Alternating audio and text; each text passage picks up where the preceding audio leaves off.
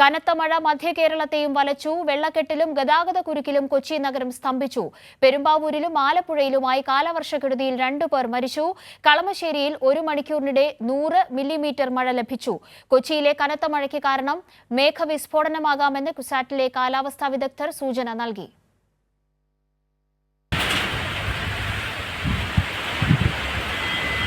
രാവിലെ മുതൽ ശമനമില്ലാതെ പെയ്ത കനത്ത മഴയിൽ കൊച്ചിയിൽ പലയിടത്തും രൂക്ഷമായ വെള്ളക്കെട്ട് രൂപപ്പെട്ടു. കളമശ്ശേരി, കാക്കനാട്, പാലാരിവട്ടം, ഇടപ്പള്ളി വൈറ്റില ബൈപ്പാസ്, സഹോദരയ്യപ്പൻ റോഡ് എന്നിവിടങ്ങളിൽ റോഡിൽ വെള്ളം കയറിയതിനെ തുടർന്ന് ഗതാഗതം തടസ്സപ്പെട്ടു. കാക്കനാട് ഇൻഫോ പാർക്കിലും സമീപ പ്രദേശങ്ങളിലും റോഡുകൾ വെള്ളത്തിൽ മുങ്ങി. ഒട്ടേറെ വീടുകളിലും കടകളിലും വെള്ളം കയറി. രൂക്ഷമായ ഗതാഗതക്കുരുക്കിൽ നഗരം സ്തംഭിച്ചു. ഇതൊരു ദുരന്തമായിട്ട് മാറിക്കണം. മഴക്കാലം വന്നു കഴിഞ്ഞാൽ പേടിയാണ്.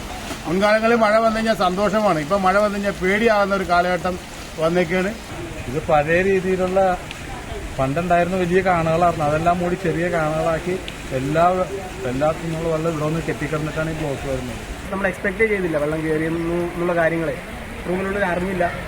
പിന്നെ ഇപ്പോൾ ഇവിടെ വണ്ടികളുടെ ഈ നിൽക്കുന്ന എല്ലാ വണ്ടികളുടെയും സൈലൻസർ കാര്യങ്ങളൊക്കെ ഫില്ലായിട്ട് പോയിട്ടുണ്ട്. പെരുമ്പാവൂർ ഐക്കരക്കുടിയിൽ തോട്ടിൽ കുളിക്കാനിറങ്ങിയ 10ാം ക്ലാസ് വിദ്യാർത്ഥി മുങ്ങി മരിച്ചു. ഐക്കരക്കുടി ഷൈബിന്റെ മകൻ എൽദോസാണ് മരിച്ചത്. ആലപ്പുഴയിൽ തെങ്ങ് വീണ ഒരാൾ മരിച്ചു. ഓലകെട്ടി സ്വദേശി അരവിന്ദാണ് മരിച്ചത്. വീട്ടുമുറ്റത്ത് നിന്ന് തെങ്ങ് കടപുഴകി ദേഹത്ത് വീഴുകയായിരുന്നു. ഫോർട്ട് കൊച്ചിയിൽ KSRTC ബസ്സിന് മുകളിലേക്ക് മരം വീണു. ഒരാൾക്ക് നിസ്സാര പരിക്കേറ്റു. അങ്കമാലി ടൗണിൽ KSRTC ബസ് സ്റ്റേഷനിലും പരിസരത്തും വെള്ളക്കെട്ട് രൂക്ഷമായി. കോട്ടയം ജില്ലയുടെ കിഴക്കൻ പ്രദേശങ്ങളിൽ മഴ ശക്തമാണ്. മീനച്ചിലാറ്റിൽ ജലനിരപ്പ് ഉയർന്നെങ്കിലും അപകടകരമായ സാഹചര്യമില്ല. കോട്ടയം നഗരത്തിന് സമീപം കനത്ത മഴയിലും കാറ്റിലും വീടിന്റെ മേൽക്കൂര തകർന്നു. ആർക്കും പരിക്കില്ല. ഇടുക്കി, തൃശൂർ ജില്ലകളിൽ താരതമ്യേന മഴ കുറവാണ്. മറ്റു ബ്യൂറോകൾക്കൊപ്പം കൈരളി ന്യൂസ്, കൊച്ചി.